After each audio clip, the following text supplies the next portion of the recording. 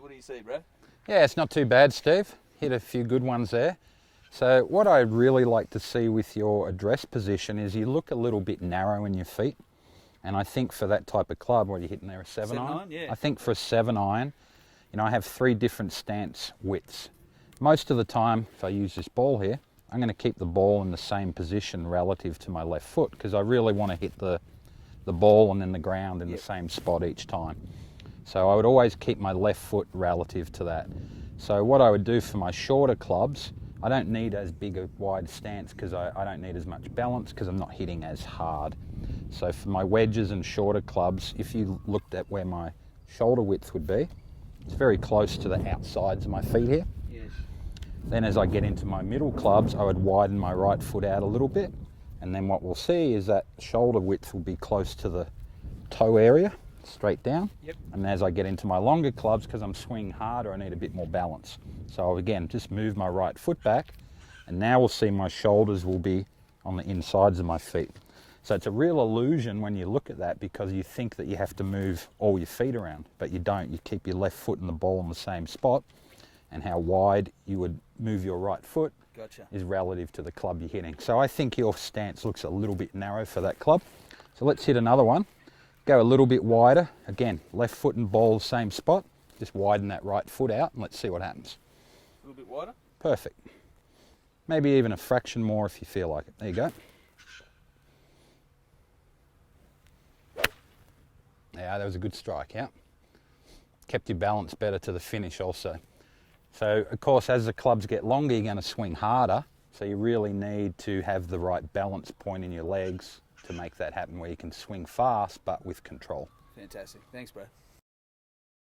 So, Brad, what's another big thing that you see in your teaching that most amateurs do differently to, touring professionals? Well, I think the toughest thing is that because the ball is on the ground and we're looking at it from a really strange angle, it tends to make people want to swing up and down. Yes. To try and think that they have to hit down on the ball. When the reality is we still need to swing around ourselves because the up and down's built in. We need to work more on the round, whereas most people try and work more on the up and down, which is already there. And what's the payoff we're going to get from swinging a little bit more round rather than up and down? Well, the golf swing, when you think of it, it's not up and down. It's still in an arc. So there is an arc that works into the ball and there's an arc that works after the ball.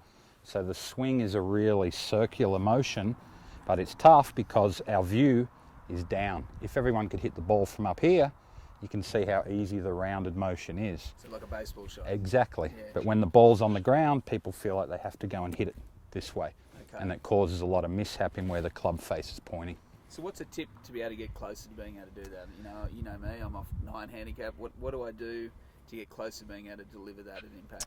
Yeah, well, I think sometimes, the best thing to do would be to not hit at the ball. Yep. You want to really hit through the ball. Yes. And the best way to do that would be to not feel the speed of your swing so much back here.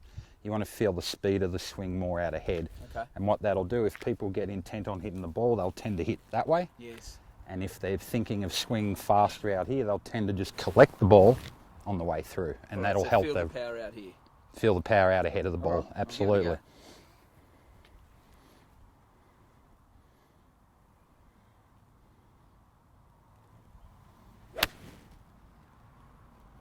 Yeah, look pretty good. That seems to work. And when you see that happen, what you'll do is you'll get the ball and then the ground after. If you tend to speed up too soon, we'll end up hit the ground behind the ball, or when our brain knows that's going to happen, we'll tend to stand up and get the thin shot. So they're the cause of the same thing. Thanks, Brad. Yep. Okay. All right, so what we want to talk about is a clock. So I want you to swing this one where you feel like your hands stay at 9 o'clock. Yes. And as we go through with real nice rhythm, we're going to go to at least 3 o'clock, if not a little bit further. All right, I'll hit one. Good rhythm.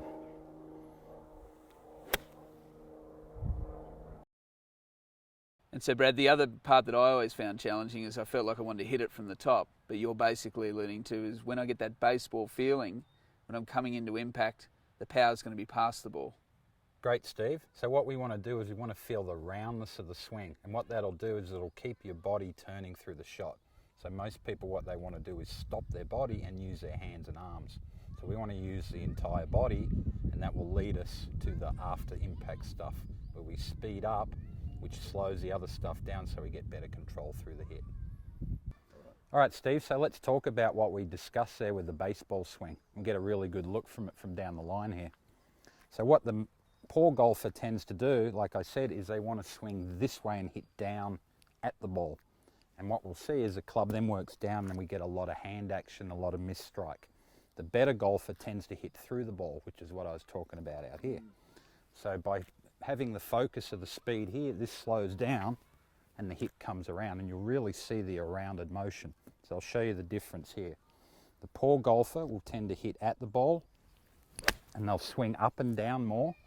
I hit that one pretty good, but there was a lot of excessive motion there that I had to time. So when we swing more around and around, what we'll see is the whole body will move and the ball will just get trapped in the way from our circle to circle.